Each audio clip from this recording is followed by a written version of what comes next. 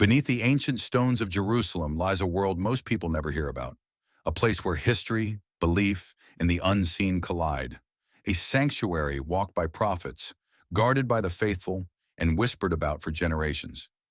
Al-Aqsa is not just a mosque, it is a crossroads between worlds. Above ground, millions visit its courtyards, touch its walls, and pray beneath its golden sky. But deep below, hidden chambers, forgotten tunnels, and stories older than civilization rest in silence. Some say the Jinn once carved its foundations. Others swear the night holds voices that don't belong to this world, and every stone seems to hide a secret waiting to be uncovered. Tonight, you and I will enter that mystery together. We will explore what has been kept in shadows, buried under centuries of conquest, miracles, and legends. A journey through the unseen history of one of the holiest places on earth. Before we begin, tell us in the comments where you're watching from. It's always inspiring to see how far our family reaches. Let's begin the journey. Long before the world looked anything like it does today, before nations rose and fell, and before even the first cities were carved into the earth, a sacred place was chosen. Its story did not begin with kings or armies or architects. It began in the earliest chapter of creation itself. Al-Aqsa is one of the most ancient sanctuaries ever established for worship. Its roots reach so far back in time that modern history struggles to measure it. What we know, however, is that its origin is tied directly to the earliest moments of humanity's story.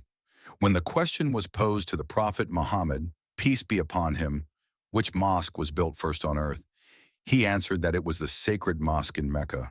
And the next one he said was Al-Aqsa. The time between them? 40 years. Those 40 years carry a mystery. They belong to an age when the world was still new, when humanity had only just stepped onto the earth.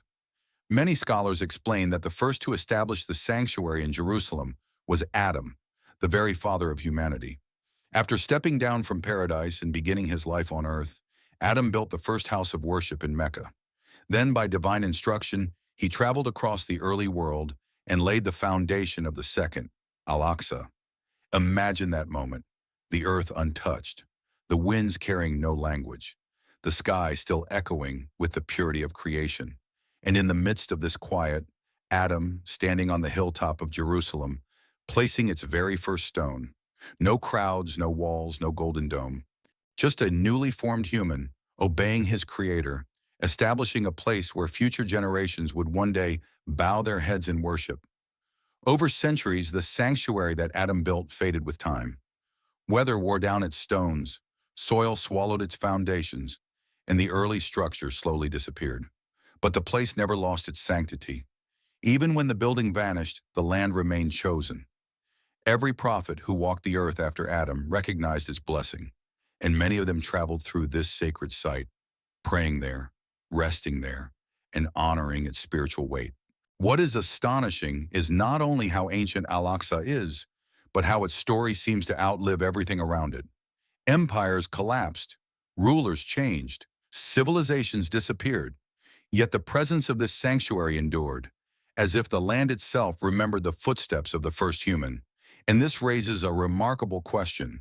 If the world was still so young and humanity had barely begun its journey, who helped Adam build a sanctuary so significant, so enduring, and so spiritually charged that it would matter until the end of time? Prophets were not yet many in number. Humans were few. Tools were primitive. The stones were massive. The land was wild. So who lifted them? Who shaped them? Who walked beside Adam in a world where no other humans existed yet?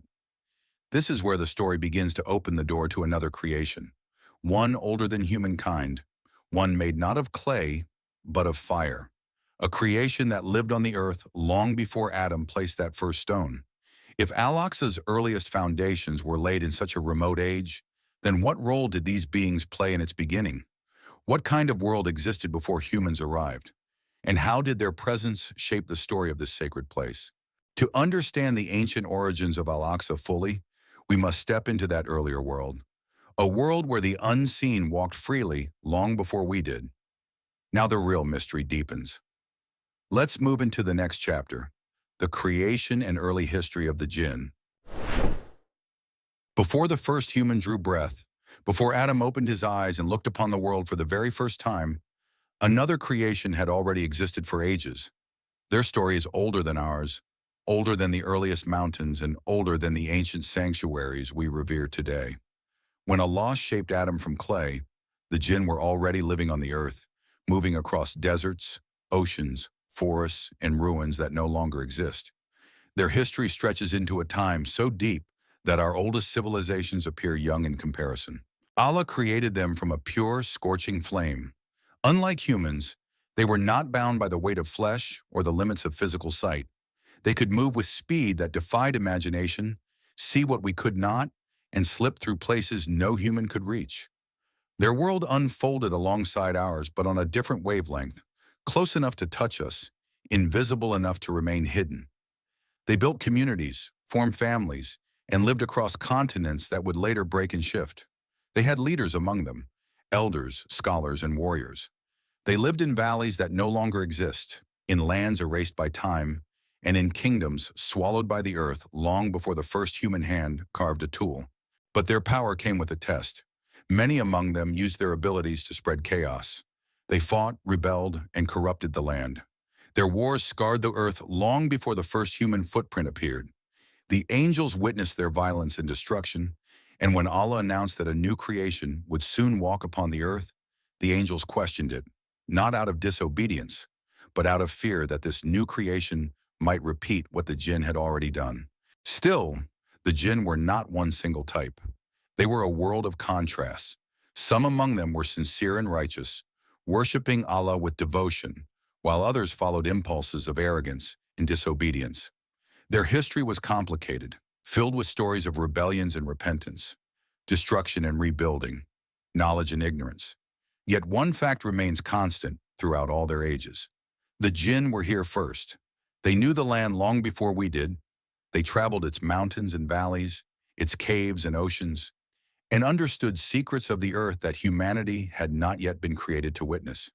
They watched the early world unfold in ways we will never fully grasp. And this is where a deeper mystery emerges. Because when the time finally arrived for Adam to enter the world, he stepped onto a land that was not empty. It had already been touched, shaped, and lived in by this earlier creation. And some of the Jinn, those who were righteous, those who submitted to their Creator, knew that the arrival of humanity was part of Allah's plan. They understood that they would now share the earth with a new creation, one made from clay, one with a different purpose. What happened then when Adam set foot upon this land for the first time? What did the Jinn think when they saw him? Did they approach him? Did they help him? Did they resist him? Or were they assigned a role far greater than anything we imagine? Perhaps even in the building of the sacred places that would shape the journey of humankind. If Jinn lived here long before us, then what part did they play in humanity's earliest steps? And how did their ancient presence become woven into the very beginning of Al-Aqsa's story? To uncover that connection, we must now follow Adam himself, to the moment he walked across the earth, to the place he stood in Jerusalem, and to the role the unseen played beside him. Let's enter the next chapter, Adam's connection to Al-Aqsa. After Adam descended from paradise, the world around him was silent and untouched. The mountains stood unmarked, the rivers still traced their first paths, and the land bore no sign of human footsteps. In this vast, empty earth, Adam carried a responsibility that no one before him had ever carried. He was not only the first human, but also the first caretaker of the world, the first one to establish the places where humanity would turn to its Creator. His journey across the early earth was guided, not random. Every step, every pause, every direction he took had purpose. And one of those divinely guided steps led him to a high, sacred plateau, the very ground we know today as Al-Aqsa. Standing there, Adam looked upon a land unlike any other. Something about that place felt ancient, even though the world itself was newly formed. The air carried a stillness that spoke of sanctity. The ground felt chosen, as if waiting for someone to awaken its purpose. And in that moment, Adam began to build. He placed stones with his own hands. No elaborate tools, no crowds, no walls rising skyward, just the pure act of obedience. The structure he built was simple, but its meaning was enormous. It was the second house of worship ever established on earth. following the sacred mosque in Mecca. These two sanctuaries were linked in purpose, built in the earliest days of creation to anchor humanity's spiritual journey. But Adam did not work alone. The earth was not empty, and the early world was not silent. Jinn, the ancient creation that had lived on the earth long before Adam, watched this new being fulfill a divine command. Some among them recognized his mission and understood that the arrival of humanity would reshape the world. These were the righteous, the ones who still remembered their own covenant with their Creator, and out of respect, obedience, and humility, they assisted Adam. Their help was not dramatic or visible. They moved silently, guiding stones, clearing ground, and strengthening the foundation in ways unseen by human eyes. Adam saw the results of their aid, not their forms. In that sacred moment, the worlds of clay and fire worked together for the first time to raise a sanctuary dedicated to the worship of Allah. Imagine the sight: Adam standing alone in appearance, yet surrounded by an unseen workforce. The Jinn, swift and powerful, lifting stones that Adam could not. The Father of humanity placing each piece with purpose, unaware of the exact shape of the hands assisting him, yet fully aware of the divine mission he was fulfilling. When the sanctuary was completed, Adam prayed there. In that early silence, his voice rose as the first human praise ever spoken on that ground. Every prophet after him would one day follow that same act, each adding to a chain that began with one man in an untouched world. As centuries passed, nature reclaimed the structure. The winds wore down its walls, the earth swallowed its outline, and the sanctuary faded beneath layers of soil and time. But the place never lost its holiness. The blessing remained embedded in the ground, waiting for another prophet to revive it. And that revival would come in the time of a man whose name is tied to some of the greatest spiritual moments in history. A man who built the Kaaba with his son, who traveled across lands in pursuit of truth, and whose entire life was shaped by devotion. But how did Ibrahim know where to rebuild? What signs guided him to a sanctuary buried by centuries? Did unseen forces help him the way they helped Adam? And what happened on that hilltop when he arrived? To answer these questions, we now move into the next chapter, the rebuilding of Al-Aqsa by Prophet Ibrahim. Centuries passed after Adam's time, and the land of Jerusalem changed with the rise and fall of early generations. The sanctuary he once built slowly faded beneath layers of soil and time. Winds covered its stones. Seasons erased the outlines. What remained was not a building, but a sacred memory embedded in the earth itself. That blessed ground waited, silent, untouched, but never forgotten. Then came Ibrahim, a prophet whose life was defined by unwavering devotion. He traveled across deserts and mountains, guided not by maps or armies, but by revelation. His journeys shaped the spiritual geography of the world. He raised the Kaaba in Mecca with his son Ismail. He confronted tyrants. He walked through lands that would later become the heart of prophecy. Every step he took carried purpose. But one journey held a special significance. It led him to the ancient plateau of Jerusalem, the forgotten resting place of the sanctuary Adam had built long ago. When Ibrahim reached that land, he felt something powerful, an echo, a spiritual resonance that matched no other place. It was as if the ground itself recognized him and waited for him. The traces of Adam's sanctuary were nearly invisible, yet Ibrahim sensed the blessing beneath the dust. Revelation guided him to the exact location, and the memories of the angels who once witnessed Adam's worship helped confirm what human eyes could no longer see. This was the place.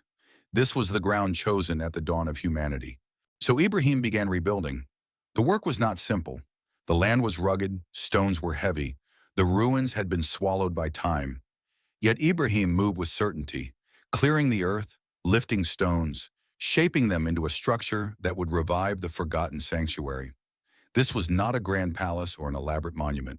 It was a house of worship, pure in purpose, simple in form, but monumental in meaning. Some narrations mention that unseen helpers stood beside him, just as they had helped Adam. The righteous among the Jinn, who respected prophets and understood the holiness of this place, may have assisted Ibrahim quietly, moving stones, clearing pathways, and strengthening corners in ways no human hand could manage alone. If Adam's first sanctuary was the foundation, Ibrahim's revival was the resurrection of its light. And when the new structure stood completed, Ibrahim prayed there, just as Adam once did. In that moment, two of the greatest prophets were connected across centuries. Their prayers echoed one another, carried by the same sacred stone beneath their feet. This rebuilding did more than restore a place. It prepared the land for what was yet to come. It ensured that Al-Aqsa would survive through ages of change, ready for later prophets to visit, pray, and carry forward its spiritual legacy. Every generation of believers would eventually feel the weight of Ibrahim's footsteps on that blessed ground.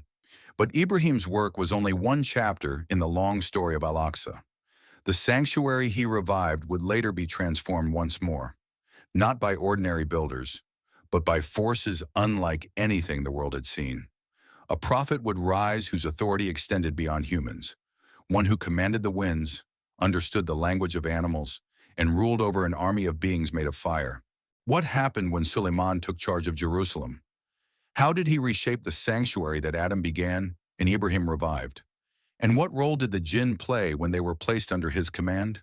The answers lie in the next chapter, the era of Prophet Sulayman. By the time Prophet Sulayman rose to leadership in Jerusalem, the world was entering a chapter unlike anything before it. His father, Prophet Dawud, had established justice and guided the children of Israel with wisdom and strength. Yet Sulayman inherited not only a throne, he inherited a divine gift that no king, before or after him, would ever receive. Allah granted him command over realms that humans could never touch. He understood the language of birds, he governed animals with perfect order, he directed the winds like a commander directs his army, and most astonishing of all, he ruled over the Jinn. This was not a fragile alliance nor a symbolic influence.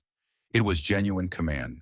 The righteous Jinn served willingly, and the rebellious were forced into obedience, bound by chains only Sulayman could control. With these extraordinary abilities, Sulayman looked upon Jerusalem and saw not just a city, but a spiritual center that deserved to shine in a way the world had never witnessed. Ibrahim had revived the sanctuary. Adam had built its earliest foundations. Now Sulayman would complete the structure with a level of magnificence no ordinary human workforce could ever achieve. Under his command, the Jinn worked day and night. Swift as shadows, strong beyond measure, they moved stones so massive that even entire tribes of humans could not shift them.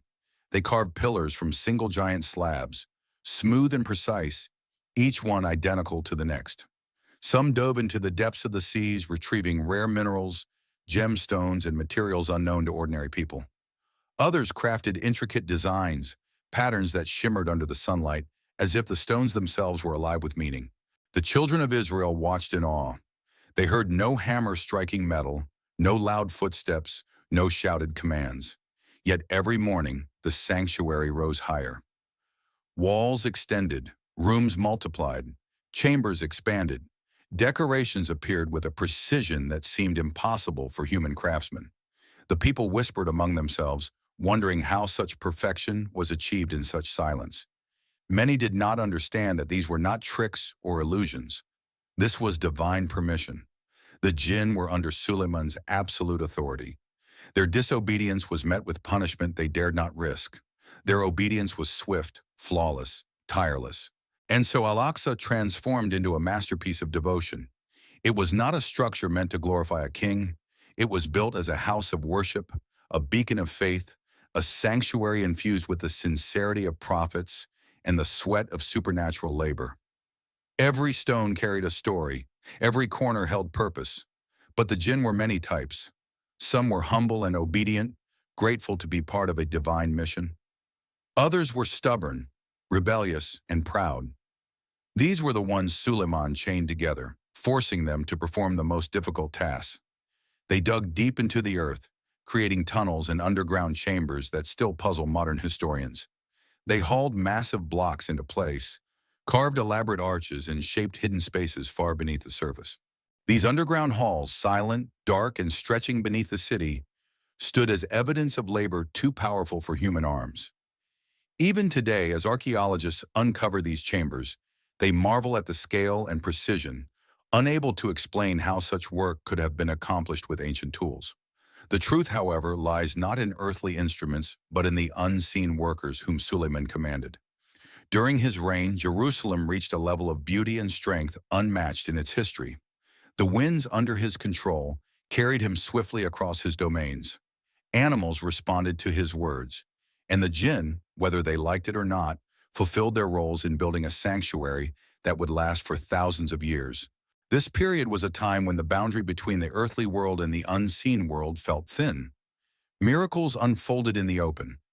Wonders were witnessed daily, and Al-Aqsa became a symbol of divine power manifest in stone and space, shaped by the hand of a prophet and the labor of beings who existed long before humans. But even a kingdom as extraordinary as Sulayman's could not escape the passage of time. No matter how powerful a ruler is, no matter how vast his command, every life must eventually reach its end. Yet the way Sulayman left this world is one of the most astonishing events in all prophetic history. His final moments revealed a secret that the Jinn tried desperately to hide, and the truth that followed shattered their reputation forever. What happened in his final hours? How did his death expose the limits of the Jinn? And why did Allah choose to reveal this secret in such a dramatic way? To uncover this hidden moment, we now enter the next chapter, the mysterious death of Prophet Sulayman. The reign of Prophet Sulayman was a time when the extraordinary was ordinary. Miracles unfolded openly. The winds carried him where he wished. Animals obeyed him with full understanding, and beings of fire worked at his command, shaping the world with a strength that defied imagination. His kingdom was unlike any other in human history, a kingdom built upon divine trust, justice, and the obedience of the unseen. Yet even a prophet who governed realms beyond human reach could not escape what every soul must one day face. The moment of Sulayman's departure from this world arrived quietly, without warning, without spectacle. It came not in battle nor in illness, but during an act of devotion. Sulayman entered a chamber where the Jinn were working tirelessly on a great construction project, one that would take months of labor if done by human hands, but only days under his command. He stood there overseeing their work, leaning on his staff as he often did, watching them shape stone and carve passages with flawless precision. To the Jinn, their master's presence was more powerful than chains. His gaze alone kept even the rebellious ones in line. Deep in worship, Sulayman stood still, and in that stillness, the angel of death appeared, unseen by all except the prophet. Their exchange was brief, gentle, inevitable. In a single silent moment, Allah took the soul of Sulayman, leaving his body upright, leaning on his staff, eyes lowered as though he was lost in contemplation. The Jinn continued their work, unaware that the man who commanded them was no longer alive. Days passed, then weeks, then months. Sulayman stood motionless, yet to the Jinn, his posture carried authority. They believed he was watching.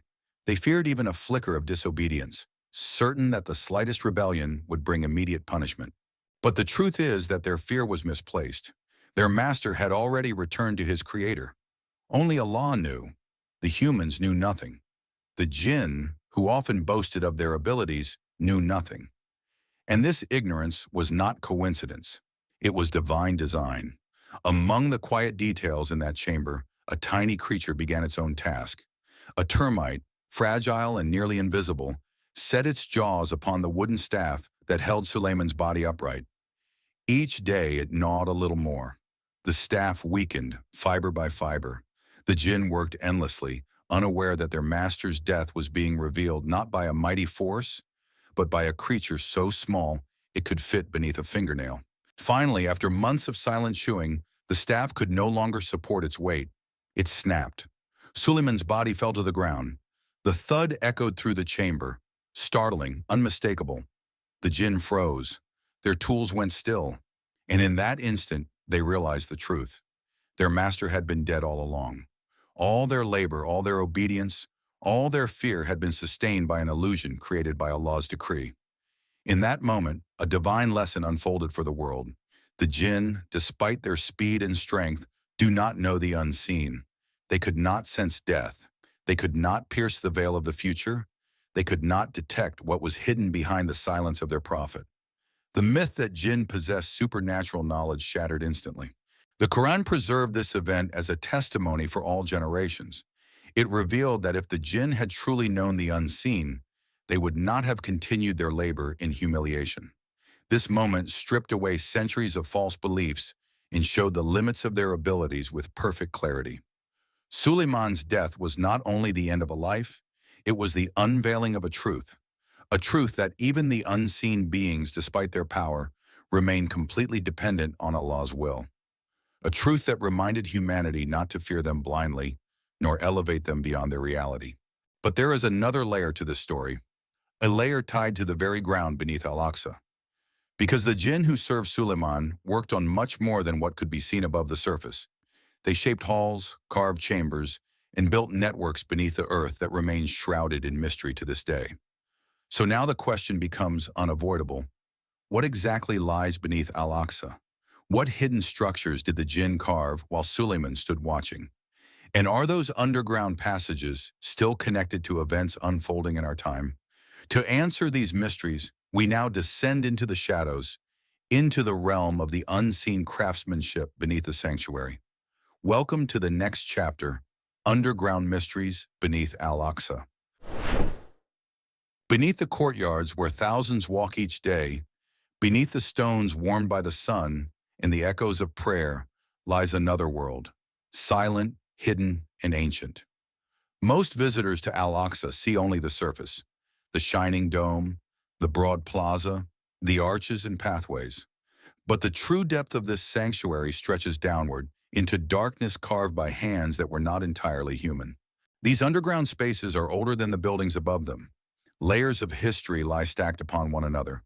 Roman tunnels, Crusader passages, early Islamic chambers. But deeper still are structures whose origins defy ordinary explanation. Their stones are massive, too heavy for the technology of their age. Their walls are carved with precision that would take advanced tools to achieve. Their arrangement forms corridors so vast that even today, their purpose remains uncertain. Among these, one place stands out. A colossal underground hall supported by rows of towering pillars carved from single slabs.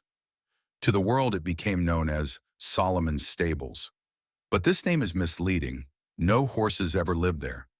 These halls were not designed as stables. They were built for something else, something hidden, something ancient. Imagine standing in that underground chamber. The ceiling rises above you like the interior of a mountain. The columns stretch endlessly, perfectly aligned, their symmetry impossible for human workers of that era. The air is cool, still.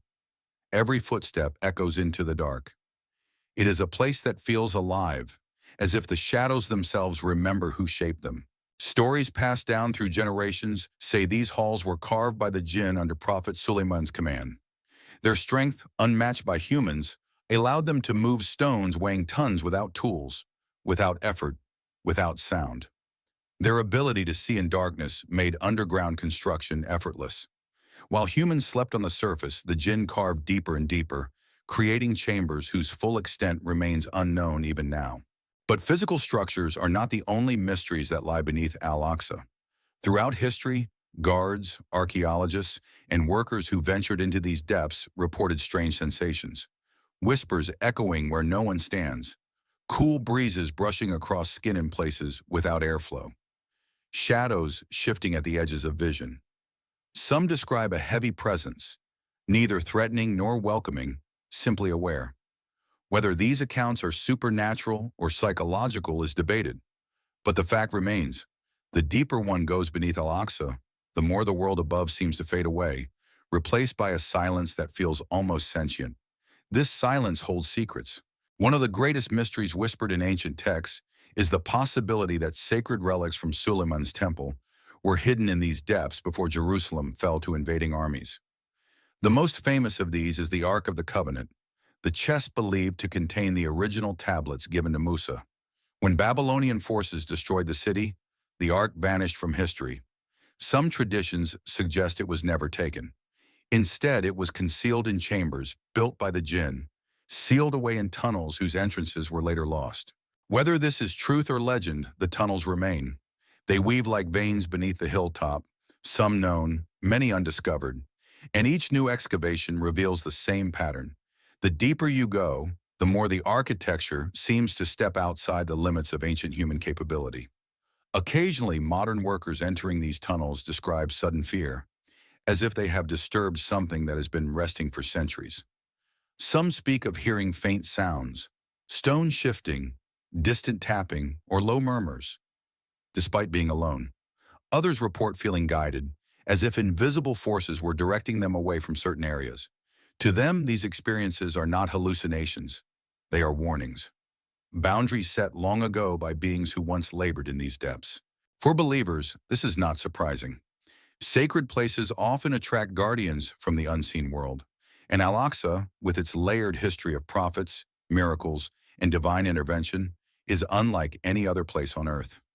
Yet beneath all these mysteries, one truth ties everything together. This underground realm is not just a relic of the past. It is the foundation upon which some of the greatest spiritual events in human history took place. And one of those events changed the destiny of the world forever. Because above these tunnels, on a night unlike any before it, a door to the heavens opened. A journey began from the heart of Al-Aqsa, carrying the final messenger through realms no human had ever witnessed. But how did this blessed sanctuary become the starting point for a miracle that defied the laws of time, space, and creation? What connection do these ancient chambers have with the night when the earth met the sky? And why was Al-Aqsa chosen for such an event? To answer these questions, we must now ascend from the underground shadows into the celestial journey that began here. Welcome to the next chapter, Isra and Mi'raj.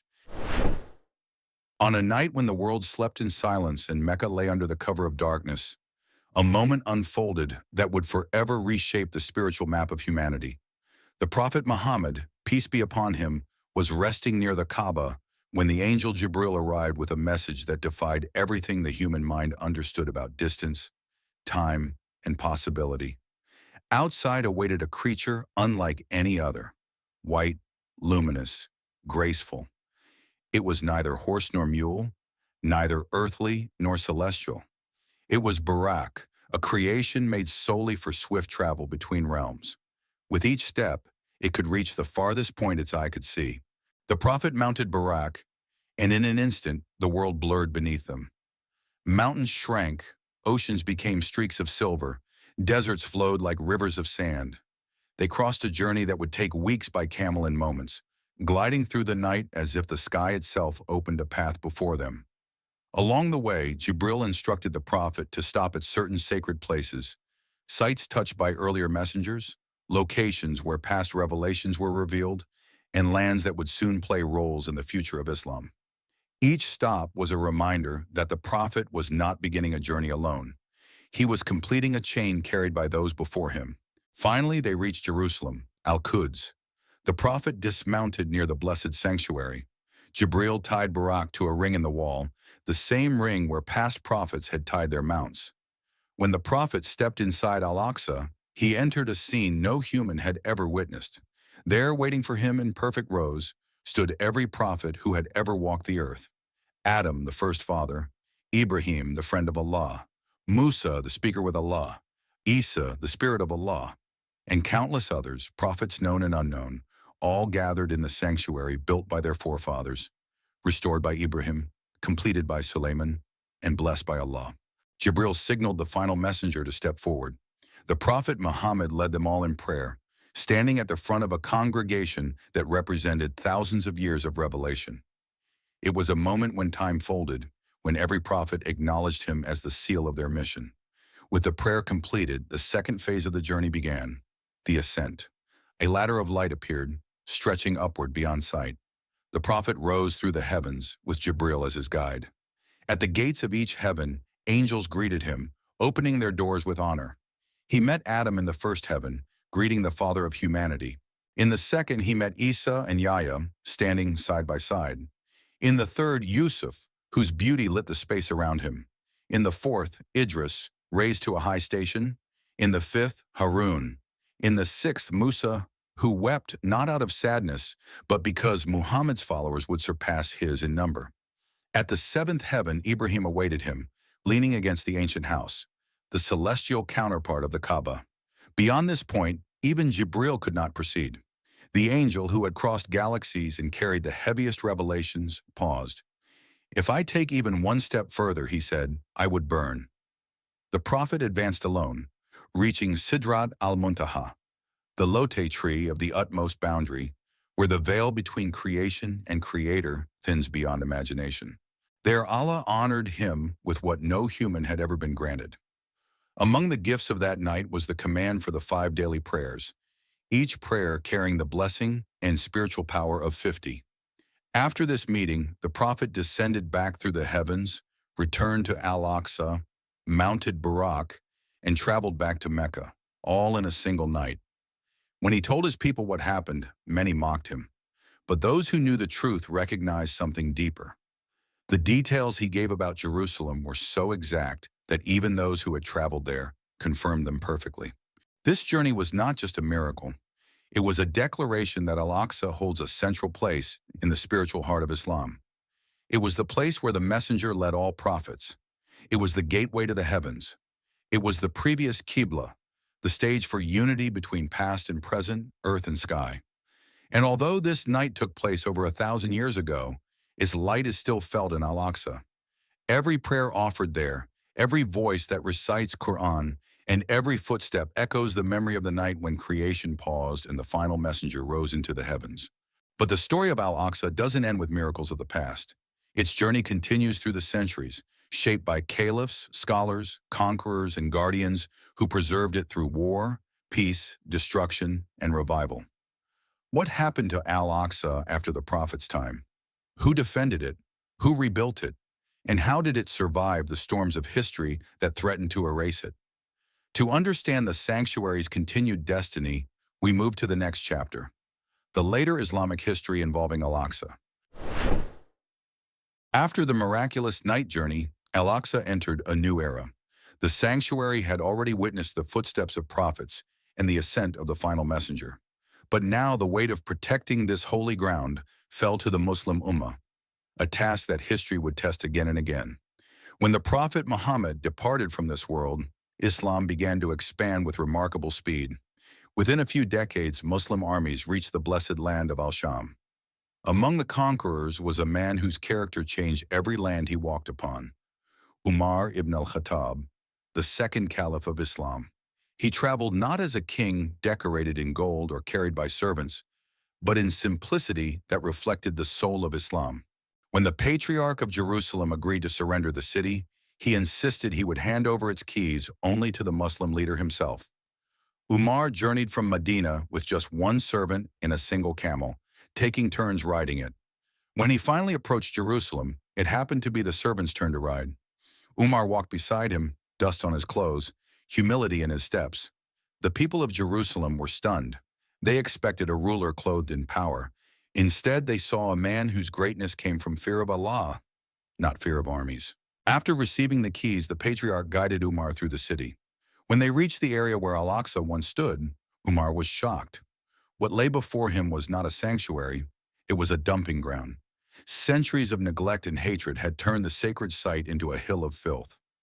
Without hesitation, Umar removed his cloak, knelt down, and began clearing the garbage with his own hands. His soldiers rushed to help, and together they restored the purity of the blessed ground. On that soil, Umar established a simple wooden mosque, the first Islamic prayer place at Al-Aqsa. Years passed, dynasties rose. The Umayyads transformed Al-Aqsa and the Dome of the Rock into architectural wonders. The Abbasids and Fatimids expanded and preserved it. Scholars traveled from distant lands to pray there. Worshippers filled its halls, and its courtyards echoed with Quran for centuries. But the tranquility did not last. In 1090, Crusader armies stormed Jerusalem. They massacred its inhabitants, seized Al-Aqsa, and turned the sanctuary into a church. They converted parts of the underground halls into stables, hammering nails into pillars built in the time of prophets, chaining their war horses where angels once descended. For nearly 90 years, the call to prayer was silenced in the place where the prophet had once led all prophets in Salah. Then came Salahuddin al-Ayyubi, a leader whose courage was matched only by his mercy. He united the Muslim world, liberated cities one by one, and finally marched toward Jerusalem. When he entered the city in 1187, there was no slaughter, no revenge, only justice and compassion. His first command was not political but spiritual. Clean Al-Aqsa. Workers and scholars joined in its purification. They removed Crusader symbols, polished the walls, restored the mihrab, and washed the floors with rosewater. Witnesses reported strange events during this cleansing. Doors opening on their own, heavy objects moving without being touched, as if unseen forces helped return the sanctuary to its rightful state. Some believed these were the believing Jinn who had served under Sulayman, still honoring the sacred place their ancestors helped build. Centuries later, new threats emerged. Empires rose and fell. Jerusalem changed hands repeatedly. Yet Al-Aqsa always remained at the heart of every conflict, not for its stones but for its sanctity. In 1969, a devastating fire engulfed part of the mosque. Flames swallowed priceless woodwork, including a pulpit installed by Salahuddin centuries earlier. The blaze should have destroyed the entire structure. But witnesses reported strange behaviors in the fire. The flames stopped at edges where they should have spread. The smoke moved in unexpected directions. Firefighters claimed they felt as if something, or someone, assisted them, guiding water into areas unreachable by normal angles. Many believe that what happened that day was not just human effort, but divine protection, aided by forces unseen. In the years that followed, tunnels dug beneath the compound created more danger. Workers recounted eerie encounters, rocks falling without cause, equipment malfunctioning in impossible ways, shadows moving independently of light, and sudden tremors that occurred only in the presence of those trying to dig too close to the foundations. Through every century, every empire, every storm of war, one truth remained. Al-Aqsa survived. It survived when entire kingdoms vanished. It survived invasions, fires, earthquakes, and political schemes. It survived because its protection was never merely human. It was guarded through the prayers of prophets, the devotion of believers, and the unseen assistance of the world beyond sight. But the story of Al-Aqsa does not end in the past. Its influence reaches into a future that has not yet unfolded. The sanctuary still stands at the center of prophecies, events foretold by the prophet Muhammad about the final days of the world. So now a greater question rises. Why does Al-Aqsa play such a critical role in the end times? What events will unfold there before the last day arrives? And how is this sacred place connected not only to our history, but to our destiny? To explore this final chapter, we step forward, from the pages of history into the prophecies of the future. Welcome to the next section, End Times and Spiritual Lessons. Throughout history, Al-Aqsa has stood as a witness to the rise and fall of kingdoms, the footsteps of prophets, and the struggles of believers across generations. Yet its greatest role is not in the past, it lies in the future.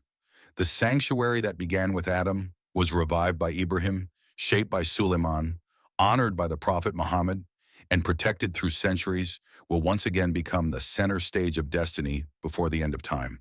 Across authentic narrations, Al-Aqsa is described not only as a sacred site, but as a location where the final chapters of humanity will unfold. The Prophet Muhammad spoke of a group of believers who will remain steadfast in truth, unshaken by trials, holding their ground in the blessed land of Al-Sham. This land surrounding Al-Aqsa becomes a refuge for the faithful while turmoil spreads across the earth. These believers will defend the sanctuary when deception and falsehood reach their peak. But the most striking prophecy concerns the return of Isa, the son of Mary. He will descend from the heavens during a time when the world is drowning in chaos. The Antichrist, Al-Dajjal, will be spreading confusion and false miracles, deceiving vast crowds. Yet Isa will come down near Damascus, travel toward the land of Palestine, and confront the deceiver in a final showdown. The last battle between truth and darkness will unfold near the region surrounding Al-Aqsa.